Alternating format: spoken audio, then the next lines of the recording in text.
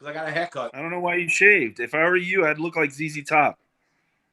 I got a haircut, so when the guy comes and gives me a haircut, I just have him shave too.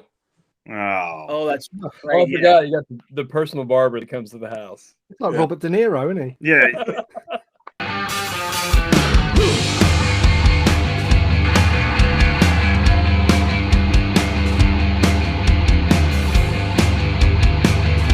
Hey everyone, welcome back to 5 Idiots Talking Toys. You are here for part 2 of our discussion with Tim from Bossk Bounty. He has a big YouTube channel. He's got, oh my gosh, 29,000 subscribers or so.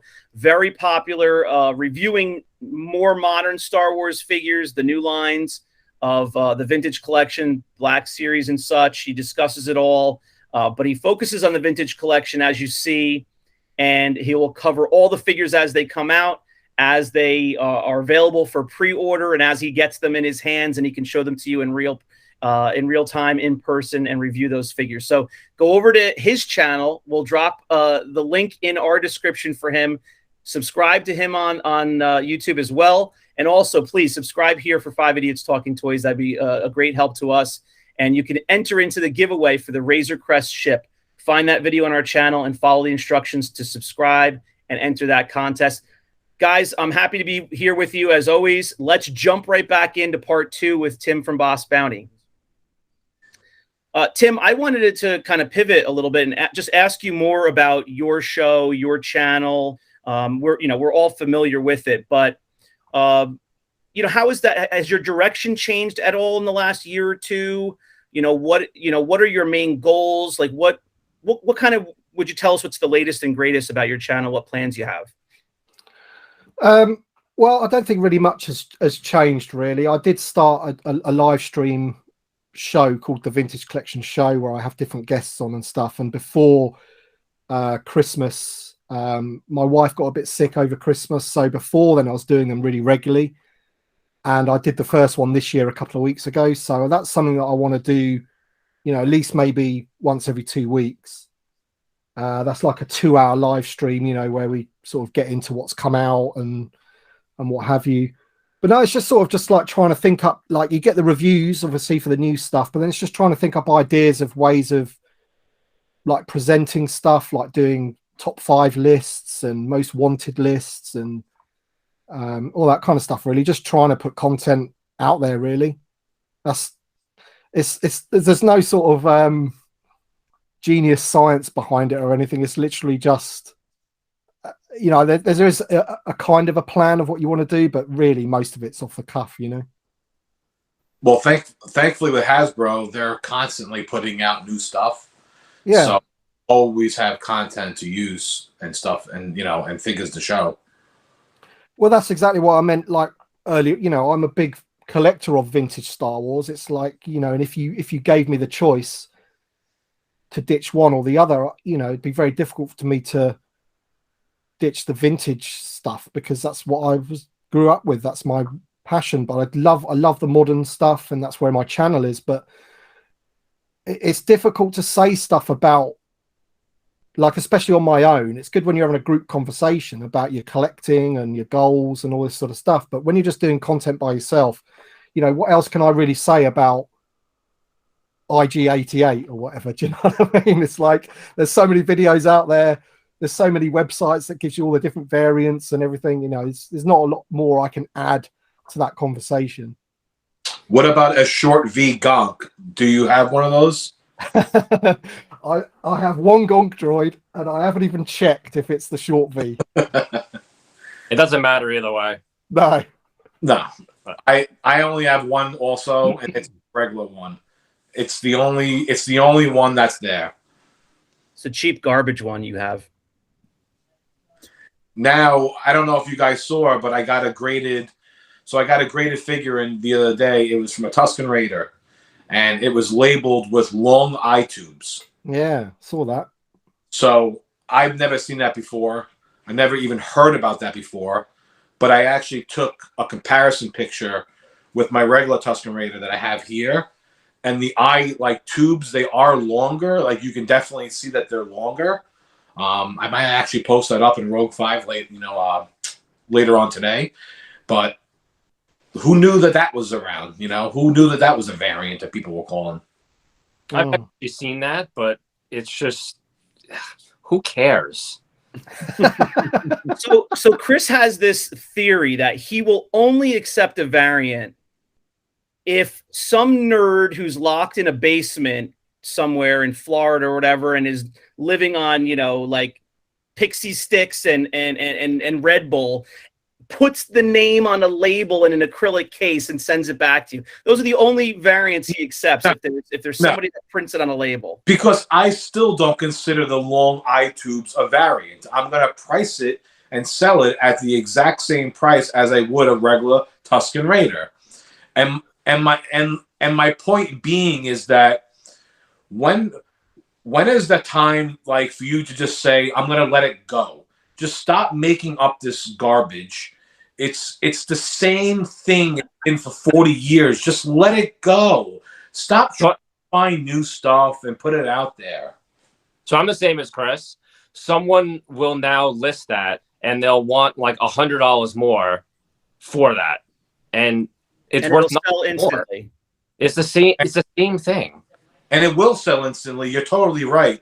But I will never be that guy doing it because I can't do that to somebody. I will never be able to. We'll check his listing later. Yeah. Has it not got like a particular coup or anything on it? Is it like a particular factory or is it just what? You know? No, I think it's still a Hong Kong, and you know, and just like the eye tubes you could tell are longer. But like in my head, I'm just like Charles says, number one, who cares? And two, it's like, are people really collecting this? Like, do you have nothing in your life that's going on that you need to look at eye tubes on a figure and seeing which ones are longer and shorter? Like, let's be realistic and frank, though. We're all sitting here talking to each other about this stuff. None of us have anything better going on. We're the worst examples of what we just tried to prove. Who was it graded by? It was graded by AFA. Okay. So, and it's from the Rainbow Factory in Hong Kong. It was created on a Tuesday. They were eating pepperoni pizza, I believe, right? Is that Correct. what the label says? Okay. So that guy right now who made that grade is watching this show. He's just shaking his head like, this guy's making fun of me. All hopped up on Pixie Sticks. Yeah. It's okay. In general, though, I don't really. Yeah, I don't care about variants of figures apart from Bossk, like, you know, the big variants. So you got the one with the orange, more of an orange head compared to the olive green head, and you got the fat lips, you got the toxic limbs. I guess that's probably about it. I'm not really bothered about this coup, that coup, no scar or scar, this, that doesn't really bother me. I do like the variant card backs though, and there's a lot of them for Bossk. I think there's, you know, a lot to collect out there. And I want to try and get as many of those as I possibly can. That's my focus. But when it comes to the figures, short V's, red bars, it doesn't interest me particularly. Red bar garbage. It's a little tiny red square that was a mistake. Awful. Shane, I will find the photo of yours that you sent us. It was swooshed into a Ziploc bag with 79 other figures, and you paid $100 and something for this thing.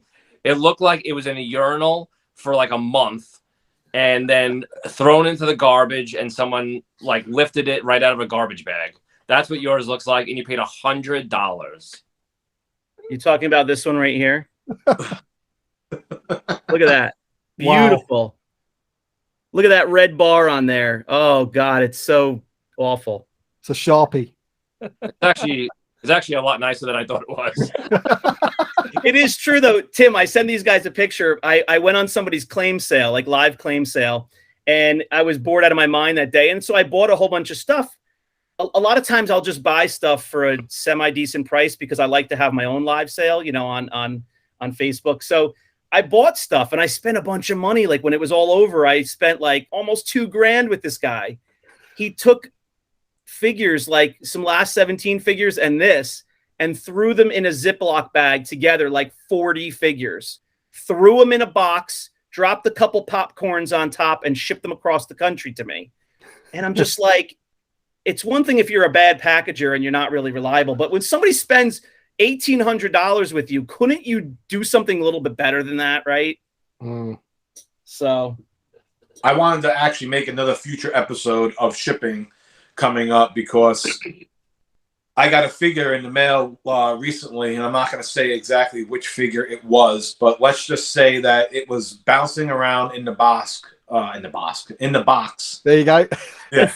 Was it a Bossk? It was the Toxic Limbs Bossk. Toxic Lens Boss. No, it was bouncing around in the box. It had like no wrapping on it, but the worst part about it was the accessory was completely loose in the box. And I found it under the inside flap on the bottom. And it just got me so annoyed the way that it was packed and shipped. I was like, there was no care at all taken into this. Did you get it in last week? I got it in a few weeks ago. Okay. Because I bought something off someone that you did also, and I got that in last week, and it was almost the same thing. It was 3 figures thrown in a bag. All the accessories were in there, and they were just slapping each other the whole way. You could tell they're just slapping each other all through the mail. Yeah. I don't know how anyone can like fathomably think a $60 figure, you just throw it in a box with the accessory not even attached. It's just bouncing around the box. Why do I keep saying boss? Because it's the figure that you said, I'm not going to tell you which figure it was. But it's just mind blowing that someone can actually like ship that out and like not feel bad or think that there's anything wrong with that. Like when I package my stuff, everything is always separate. I don't do anything plastic on plastic ever. Everything is always separate, and I try and pack the box, if it's not like a mock or something, as tight as it can possibly be, so it's so it's not bouncing around. Yeah, and the shipping, the shipping stories, you could go on forever and ever. They're like all over the spectrum. But I was shipped something recently that I showed you guys, and so the other end of the spectrum, I bought a prune face mock. It was a Canadian mock with the French on the front. It was just really cool. Bubble was a little yellowed, but the bubble was pristine. It was really nice. The card back was really nice. So this guy boxed it. He didn't really wrap it in bubble wrap, so it wasn't the best, but he put bubble wrap like shrapnel all around it. Like it was well cushioned. And then he double boxed it in a priority mail box. So it was like a box inside of a box. That's a pretty good protection. It's still, with the delivery, with the post office, whatever, it got crunched somehow. And the top half of the card was like an accordion inside. And it was just such a shame because it's a 40-year-old item, ruined, unnecessarily. But, I sold it as it was because I was like, well, now I don't want this. It's not what I wanted. So I'll lose money on it and sell it. But the bubble was great. The figure was great. So somebody else can do what they like with it. But even when you wrap it pretty well, you never know. It actually sounds like and reminds me a lot of Hasbro with Walmart and Target with the way that they package. So true.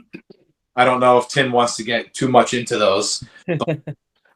This is it. It doesn't affect me over here because we don't have that problem. We have really good retailers that have been doing it for years. They're collector websites. And even Hasbro Pulse over here, ship it in a box with bubble wrap. But it's Walmart, isn't it? It's the one. You ship putting things in trailers and stuff. I mean, come on. I've never seen Hasbro, which then Hasbro Toy Shop, which then turned into Hasbro Pulse. I've never seen them use a scrap of bubble wrap. And I used to open them regularly. It would just be in a box, bouncing around, God only knows, just in a box that's too big for it, just shaking around in there. Well, that's actually when I stopped. When I got stuff in a bubble mailer, they came in completely dented. So that I actually went back to the store and I returned them. And then they finally put it in a box, but it was one card in a box with no wrapping, and it was just bouncing around, and it still got damaged. So after that, I just said, I'm done. I'm paying resale for that one. I don't care. Yeah. And you know what? I had a similar moment, and you know who it was with? Target. There was Target exclusives. I didn't even get it in a bubble mailer. I got it in one of those just thin plastic mailers, like the bags, like you would expect to get a T-shirt in, It was in a bag. The mock was in a bag with just the seal strip, and it was just whatever it got hit against there was the thinnest piece of plastic protecting it. Just got beat to hell. Mm. And I said, "Oh, I'm done with that. I'm not ordering stuff from them anymore through the mail." Well, I've helped out a few people in the States for those droids figures and the Clone Wars Gendy, the old style cartoon Clone Wars ones, just purely because they just found it impossible to get a decent mint example, you know.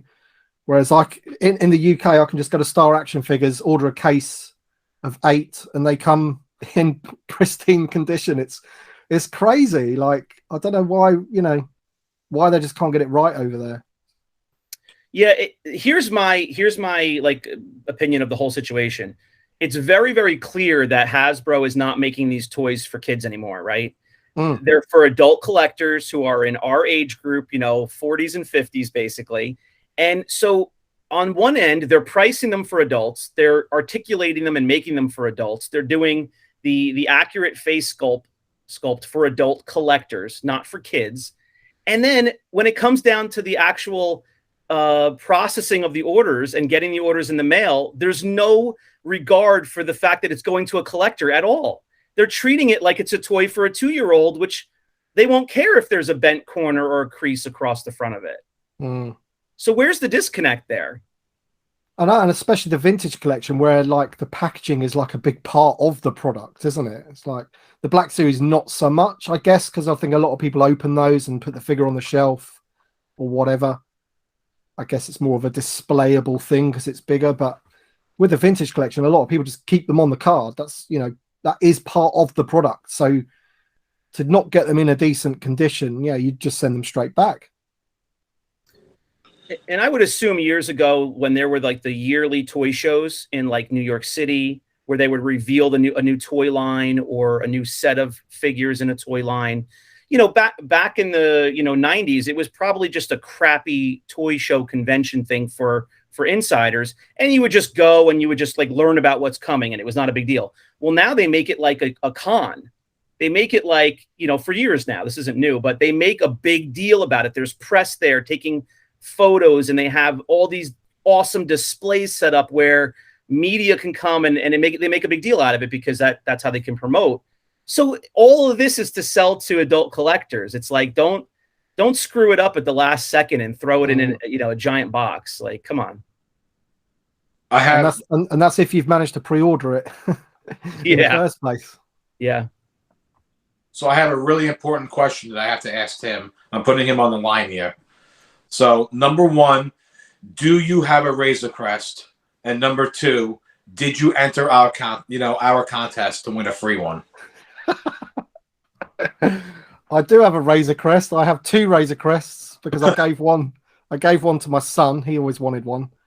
So he is maybe into it because I am, but he really wanted one. So he's 8 years old. He absolutely loves it. And no, I haven't entered your competition because you don't deliver to the UK. So has to be a US address, doesn't it? Well, in fairness, the shipping was it was extraordinary to ship it over. Yeah. It was so much money. We actually shipped one to Australia because someone sent one to my house and wanted me to send it to them, for them. It was $850. What, to post it? Just to post it.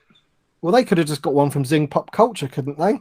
They were selling them in Australia. I know a few Australians that have got theirs delivered a couple of weeks ago. I have no idea. They got it from Big Bad Toy Store. It got shipped to my house, and then I literally had to go to UPS, ship it to them for $850. You might as well buy one from Big Bad Toy Store because, as I understand it, they put it in a cardboard box and they actually protect the other box, which is the mailer that it comes in. Unlike Hasbro, and I know you guys were talking about it earlier, but Hasbro does not protect anything that they send. No. Even when you order it directly from Hasbro, they still don't protect it at all. No, Big Bad Toy Store and Entertainment Earth are really good about it, from my experience. And I used to order from Dorkside Toys, and I never had any problems with them. I would order. Now I think still they don't offer a collector's quality of items like Big Bad Toy Store does. But I used to order cases of waves as they came out.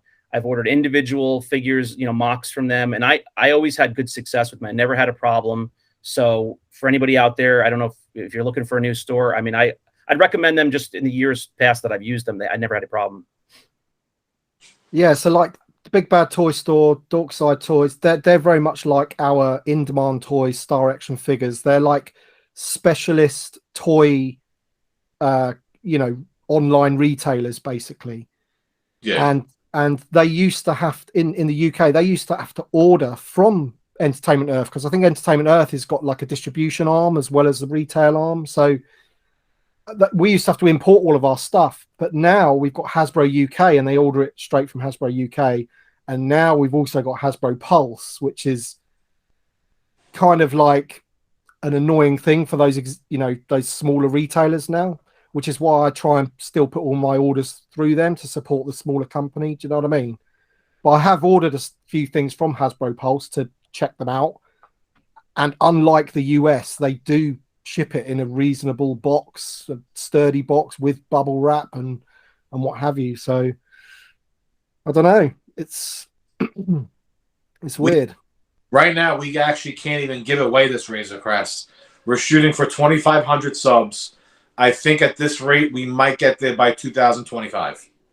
Well, I'll give you a shout out on my Q&A video tomorrow, and you'll get. I'm sure you'll get some more subs from that. Don't worry. I hope so. Nice. Yeah. Well, I was going to say to you guys, and we haven't decided anything. We hadn't talked about it, but I was going to suggest to the idiots, if somebody does win from overseas, maybe we can still allow them to be a winner in some way. We could post it up for sale for them. And that's what I was pretty much telling people. I kept on saying everyone should enter no matter what. If something is free, you always enter. And even if the shipping is like a lot of money, we can sell it for them and then give them the money from the sale. Yeah, that's what I was thinking. Like they don't have to stay away like they can't win. They could win, but you're not going to want us to ship it to you because it's going to be too much money. The prices for shipping have, I think, gone down slightly from what I've seen, especially to Australia and Canada. I think they're starting to lower the prices a little bit for shipping now since all the COVID stuff. So, sorry, my wife's driving and she's cursing at the phone. Are you sliding? Yeah. Can you be quiet? Okay. Disaster over here. Anyway, Mrs. Alamo is not a woman of few words. If you're doing your overseas, you can still pay. What is it? If you want to pay $100 for shipping for a free Razor Crest, I mean that's still worth it, right? Yeah, but it's got to be more than that, though. It's $100 for like an average size box. Yeah, I think. I mean, you guys looked into it, I think, but I shipped the Razor Crest from New York to Massachusetts, and for whatever reason, it was only $35 or something like that. It wasn't like a lot of money, but once you go out of the country, it was like times 10. Yeah. So Tim, just to pivot another time, with the modern line, with the modern lines, Black Series being a big one, and Vintage Collection. I guess those are the two current Star Wars lines. What is your opinion of where those lines have gone recently over the last year? Where you see them headed? The figures that have been teased and are coming out over the rest of 2022 and 2023. Are you happy with the direction of the line? Have you been happy with, in general, with the quality of the figures and the direction it's been heading? Yeah, so I'd say that back in 2020, around May time, I was in serious fear that the Vintage Collection was going to die. They were trying to kill it off. So I and a bunch of other people in the community sort of got together and put this like petition together to tell Hasbro that basically, we want 3.75-inch Vintage Collection figures to be at least on like an even keel with the Black Series. And I would say since then, the Vintage Collection's gone like this. And I think a lot of Black Series people are, getting annoyed because what's happening is that there's a lot of repacks and repaints. There's a lot. And a lot of exclusives. And I just think it's starting to annoy a lot of people. Whereas from a vintage collection point of view, I can never not be happy with it because I look at where it was when I flew to New York for Toy Fair in 2020, thinking that I'm going to go to my first event that I've managed to get like a pass from Hasbro to be at. And I think one vintage collection figure was revealed and the repack of the Slave One vehicle. That was it. So when I came back from them, I was really, really annoyed because the Black Series had got lots of Empire Strikes Back 40th anniversary stuff revealed, loads of stuff going on, loads of new figures. But I think the tables have turned slightly. And although the vintage collection does get a lot of repacks, because they can put them on different cards. And, so like if you look at those Clone Wars ones that just came out, the Gendy Tartakovsky ones, every single one of those figures has been released before, but they've just repainted them in the cartoon colors and put them on those lovely cartoon card backs. And from a carded collector's point of view, you're like, whatever, if it's a repack, I don't care. What you've done there is really nice. Mm-hmm. But with the Black Series, I think what's happening is it's like you've just repainted that clone and you're putting him in as a gaming greats, or you've just done this and and I think it's, I would, if I was a Black Series collector, I would not be happy with where it's at the moment. Saying that, I think a lot of people are going to be quite happy when the Obi Wan stuff starts dropping. There's going to be some cool stuff for that film series or whatever for both lines. There'll be some good stuff. So we'll have to wait and see. The problem is, I think with Star Wars in general, is that it's a risk for Hasbro. Now they got burnt seriously with The Last Jedi and Solo, and now they kind of wait to see if something's a success before they put a load of money into it. So that's why now we've got, I don't know, what is it, 18 to 20 Mandalorian card backs now, whereas when it first came out we had 3 and they were the main characters and that was it. It's taken 2 years for it to get 20 in, but with the Black Series you'll always get the main characters from the new shows straight away, pretty much. So Book of Boba, were you a fan or not a fan? 50-50. I thought half of it was all right, and I thought the other half was, as John Ruler would say, hot garbage. Yeah. It was, some of it was. I thought that the whole thing was just a bit slow and a bit boring, to be honest. And then some of the just like low production value of it was a bit. But then, like when they put the Mandalorian back in it for a couple of episodes, then it sort of got good again. Yeah. That's kind of where I was. Episodes 1 through 4, garbage. 5 and 6, I thought were really good, especially number 6. And 7 was okay.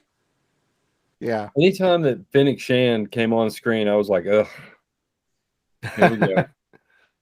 I think it's the second episode that I quite enjoyed with all the sand people and stuff. There were some weird bits in it, with him doing that on the speeder bike, teaching him how to ride a speed. It just seemed weird. But in terms of like the design of this of the Tusken Raiders and stuff, that was pretty cool. But it just seemed a bit like it is dragging. It's the Mandalorian was a lot better. But did you like the trailer for Kenobi? What did you think about that? So far, I absolutely love it. I'm looking forward to it. I'm hoping that they put out a little bit more so we could see a little bit more of what's going on. I know Ruler's pants got really tight when he saw the Grand Inquisitor. Yeah, because his comic book will shoot up in value. Yeah, so I actually bought that comic book too, like last year or whatever it was.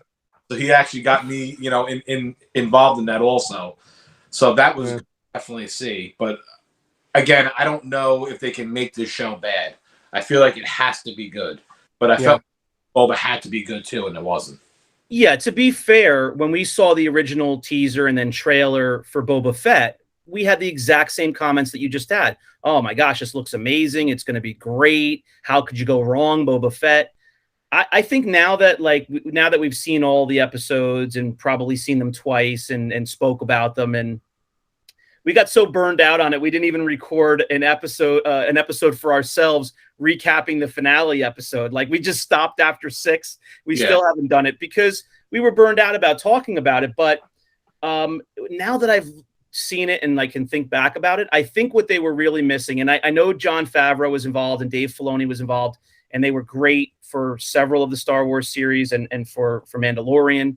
But I think what was missing is they needed somebody whose only job in the writing process and the directing process to like focus in on Boba and say, no, Boba Fett wouldn't do that. You can't have him do that. Like, and just keep everybody in line with what Boba Fett really would have done and said and not done.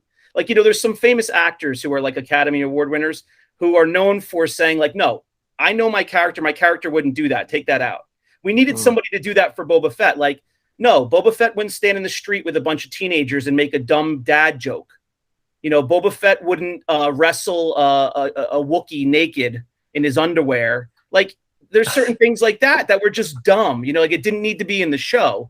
And I can't believe that the plan all along was to have 2 full episodes in a row of Mandalorian. How was that the plan? Why wasn't he peppered in? Why didn't they break that story up across 4 episodes to make it still the Boba show?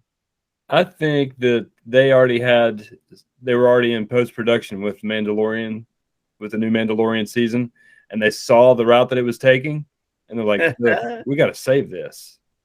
I think you might be so right. No, all that stuff was already recorded. There's no way. Well, Mandalorian was probably already recorded too. I'm saying that it was already in, Mandalorian was in post-production, and they saw how the ratings were. I mean, this is just speculation, obviously. And they're like, I think it was written in the entire time. That you're talking, they already recorded, they already edited that stuff. You would have heard it come out if they were reworking stuff like that. They saw the direction going right into the garbage can. They all panicked. They released Mandalorian season 3 early. And it was semi good. So now they're reshooting Mandalorian season 3. Correct. Yes. So when it comes to, you're saying about the trailer there, I was actually underwhelmed by the trailer. When I saw Book of Boba Fett trailer, I thought that could have been a better trailer. You're not really hyping it up enough for me.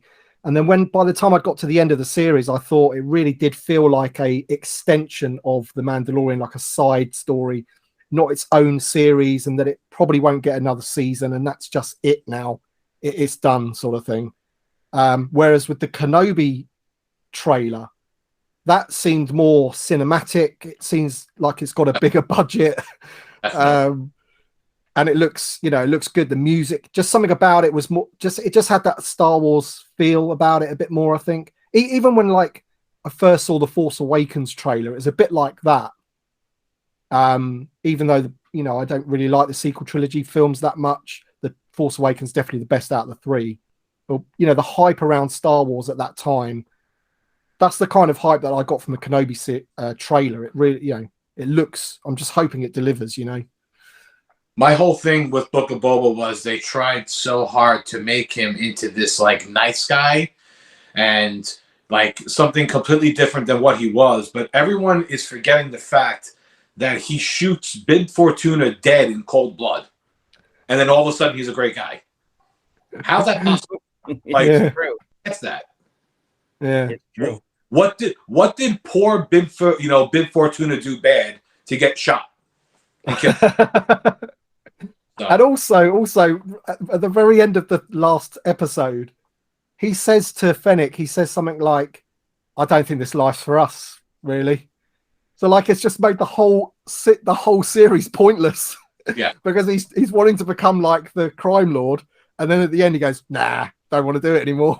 It's like, if I remember back correctly to the original trailer, they left Boba pretty mysterious in the trailer, if I'm remembering it correctly. They didn't really show a lot of what he did. They showed him taking over. He seemed pretty sinister and pretty gangster in the trailer, and then that's not how he was presented in the show. And then the other thing I want to say is keep in mind as well for the Obi-Wan trailer, a lot of people don't know or just keep forgetting, it is a limited series. So just imagine that series is like an extended movie. It's going to be a I think it's only 6 episodes, 5 or 6 episodes. It's going to be like a 6-hour movie, and then it's done. Like there's no plans for another season. It's not a serial show. The Boba show is supposed to be a serial show, and they're supposed to be developing characters for the future of the show. But who knows? Who knows what? I wonder what Disney's read is on the reaction they got. I do wonder. I'm just pissed off that he's not older in the movie. There's a lot about that. Compared to Alec Guinness, it's like, well, try to at least make it a little similar. Yeah, well, I was talking about that with Obi-Wan Kenobi, actually, in that when I first saw the Entertainment Weekly image of him on the cover, I was like, he looks like 5 years older than he does in Revenge of the Sith. How do you get from that to Alec Guinness if it's supposed to be 10 years? But then in the trailer, he does look a little bit older. But apparently Alec Guinness was 61, 62 when he filmed A New Hope, and Ewan McGregor is 51 or something. So there is in 10 years, I guess that Alec Guinness just looked old. No, I think they didn't do themselves a good service by having such a young Ewan McGregor for episode 1. Yeah. They should have just made him a little older. That way it would have came up with the timeline a little bit better. Yeah, the timelines are all straight. You see some of these guys, they look so young. And you're like, wait, how old is he supposed to be? And only 10 years has passed and he's aged that much. Yeah. I don't know. They just kind of... It's the fact that episodes 4 through 6 came out and then they're trying to backtrack now and add on to that.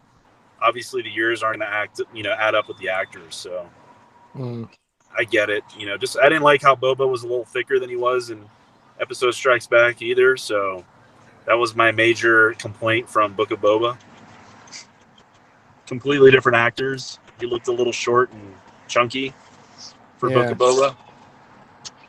Well, I think they pigeonholed themselves with Ewan McGregor for the new Kenobi show, but I think in general the fans are very excited that that's who they're bringing back to continue that storyline, because those prequels were pretty hated by the old time fans at the time, and it is interesting now with Clone Wars and Rebels and the other shows that have filled in some of the holes of the timeline.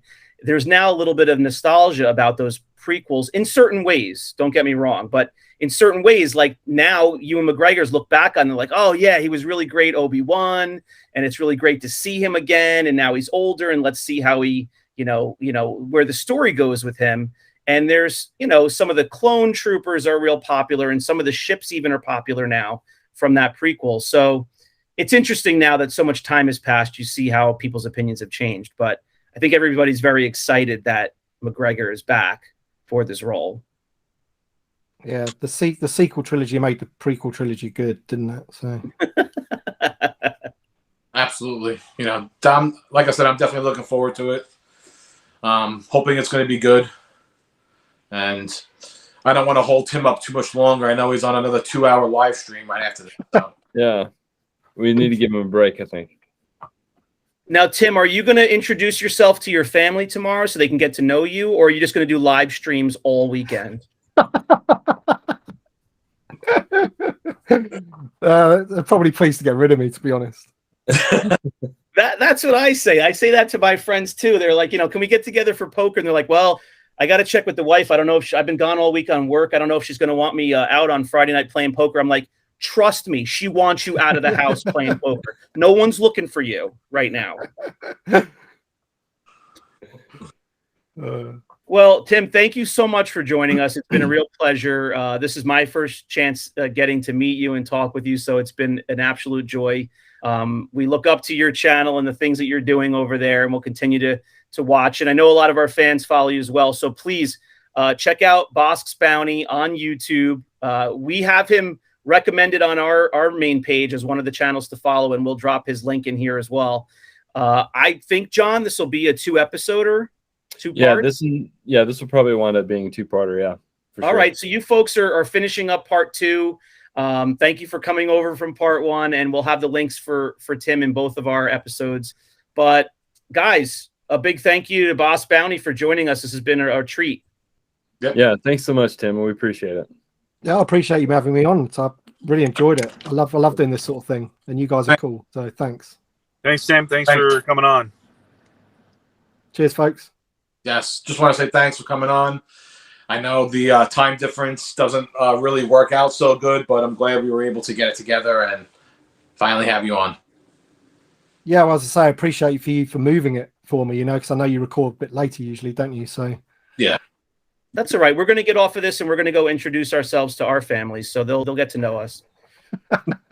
Well, Tim, if you see any opportunity in the future for any of us to get involved in any of the content that you're creating, if you do a live stream or whatever, please don't hesitate to reach out to us. We'd love to stay in touch and combine some content with you. yeah, absolutely. Yeah, if it ever comes around. Yeah, I've had John on before, John Ruler, so 100%, absolutely. He's a real live stream whore, isn't he? Yeah, Pours himself out to any show that's willing to listen to him. just wants the subs, doesn't he? Yeah, just wants the subs. He's like Jared from Subway, just subs every day. It's all he thinks about. I like John. He's a good lad. I'm actually, All right. Yeah, I'll actually be in his house next month. I'm going to see him. Yeah, awesome. All right, guys, another great episode. Thanks very much to everyone for watching. Please like and subscribe. Like this video and subscribe to the channel. And we're still giving away this vintage collection Razor Crest from HasLab. It was limited quantity, and we've got one for you for free. We will ship it to you in the United States. All you have to do is find that video, subscribe to our channel, and like the video and comment. Please comment here as well. Let us know what you thought of Boss Bounty. Do you follow his channel? Let us know what you thought of the conversation. I hope you had a good time like we did, and we will see you on the next episode. Take care, everyone.